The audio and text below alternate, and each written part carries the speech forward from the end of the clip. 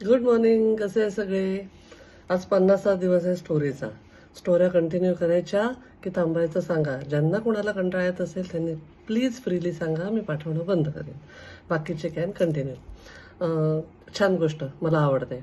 एकदा एक असा गरीब दिसणारा माणूस हॉटेलमध्ये एका आपल्या छोट्या मुलीला घेऊन जातो. असं छान 2 वेड्या, साधा स्वच्छ फ्रॉक, असं नीट नेटकी ती छोटीशी मुलगी असते.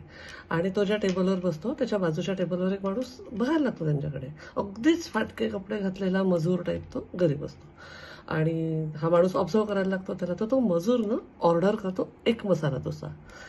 आणि तो वेटर म्हणतो, तुमच्याकरता? तर तो म्हणतो, नाही, मला भूक नाही आहे. आणि त्याला तेवढ्यात काहीतरी अशा टुकटुक फोनवर काहीतरी फोन वाजतो, म्हणून तो फोनवर बोलायला लागतो. तर ह्या माणसाचं लक्ष जातं त्याच्याकडे. तो फोनवर कोणीतरी तिकडनं विचारतं, तर तो सांगतो, हो, मी मुलीला घेऊन आलोय हॉटेलमध्ये जेवायला. मी तिला प्रॉमिस केलं होतं की तू पहिली आलीस तर मी तुझ्या वाढदिवसाला तुला चांगल्या हॉटेलमध्ये घेऊन जाईल. तर आज तिचा वाढदिवस पण आहे आणि ती वर्गात पहिली पण आली आहे. आणि तर समोरनं कुठेतरी अजून काहीतरी विचार असेल तर म्हणतो, नाही नाही, मी नाही खाणार आहे, आपल्याला कुठे परवडतं एवढं, मी घरी येऊनच जेवणार आहे, आपलं पिठलं भात. ह्या माणसाला काही कळत नाही. हा माणूस काउंटरवर जातो आणि त्या काउंटरवर सांगतो की त्या टेबलवर जे लोक बसले तिथे अजून 1 डोसा आणि 2 कॉफी आणि 1 छोटीशी मिठाई द्या. आणि त्यांचा स्वाभिमान दुखावेल म्हणून त्यांना हे नका सांगू की मी बिल पे केलं आहे त्याचं, हॉटेलकडनं तिला बक्षीस आहे असं सांगा. तर तो हॉटेलचा मॅनेजर म्हणतो, साहेब तुम्ही पण पैसे देऊ नका, मी हॉटेलकडनंच हे करतो. तर तो माणूस हॉटेलकडनंच डोसा, कॉफी आणि 1 मिठाई ऑर्डर करतो आणि तो एक वेटर तिथे घेऊन जातो टेबलवर. तर तो माणूस म्हणतो, पण अरे, मी तर 1च मसाला डोसा ऑर्डर केला होता. तर ते सांगतात, हो, तुम्ही 1 डोसा ऑर्डर केला होता, पण आमच्या हॉटेलतर्फे तुमच्या मुलीला पहिला आल्याबद्दल आणि वाढदिवस असल्याबद्दल हा डोसा आणि त्याची ट्रीट आहे. मग तो त्या मुलीला म्हणतो, बघ, अभ्यास केला की जग कसं बदलतं, सगळं चांगलं होतं आपल्यासोबत.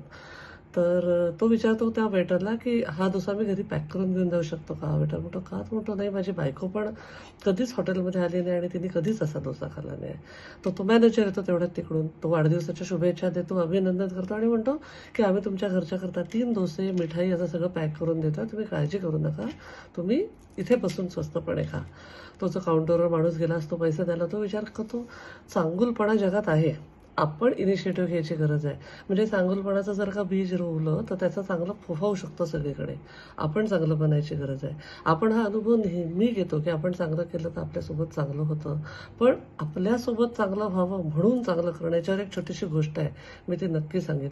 एक आपण असं म्हणतो ना की निर्वाणा. What is nirvana? मी कोणाच्या तरी इंटरव्ह्यूत ऐकलं होतं की प्रत्येकाचे 3 चेहरे असतात.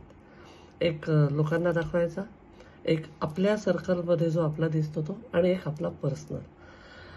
हे 3 चेहरे जेव्हा अलाईन होतील, जसे तुम्ही पर्सनल एकट्यात आहात तसेच लोकांमध्ये राहाल, दॅट इज निर्वाणा.